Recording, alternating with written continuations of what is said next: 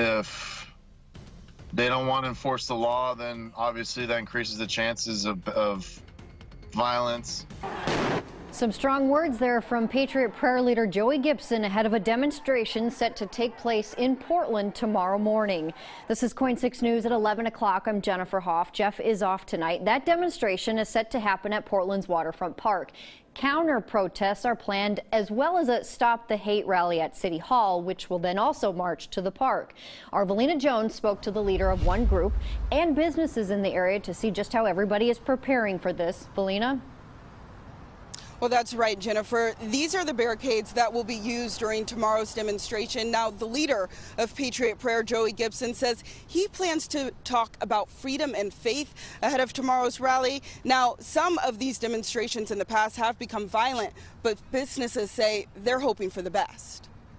While the streets of downtown Portland are quiet now, come tomorrow, restaurants in the area of Patriot Prayer's march know it might look a lot different. We keep our security on call. If anything happens, they show up very quickly. If any sort of violence breaks out, we just move all patrons inside and lock the doors. Buses loaded with supporters of Patriot Prayer leader Joey Gibson, who's running for U.S. Senate in Washington, will arrive mid-morning from Vancouver with armed security. At the same time, dozens of opposition groups, including Antifa, are planning a counter-protest. I'm not afraid tomorrow to stay open. I am hoping that everybody will behave properly.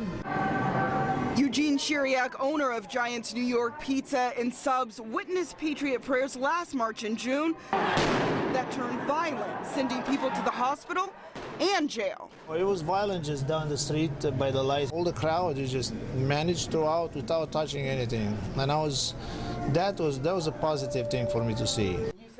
I talked to Joey Gibson to ask him what he expects to happen at the march. To exercise our First Amendment rights on both sides. At the end of the day, you can't punch an ideology out of someone. You can only talk and learn and grow. Gibson will not be armed, but he says some in his group will be.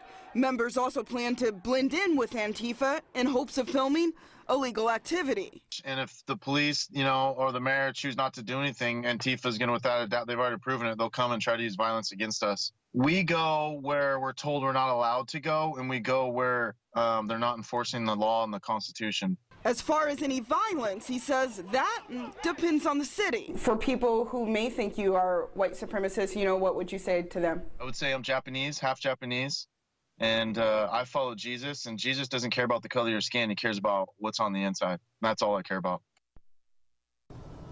Now, the Portland Spirit, which launches just a couple yards away from where we are now, has decided to move ahead of tomorrow's demonstrations. They will now be launching from Carruthers Landing instead. Reporting in downtown Portland, Valina Jones, KOIN 6 News. Okay, thanks for the update, Valina.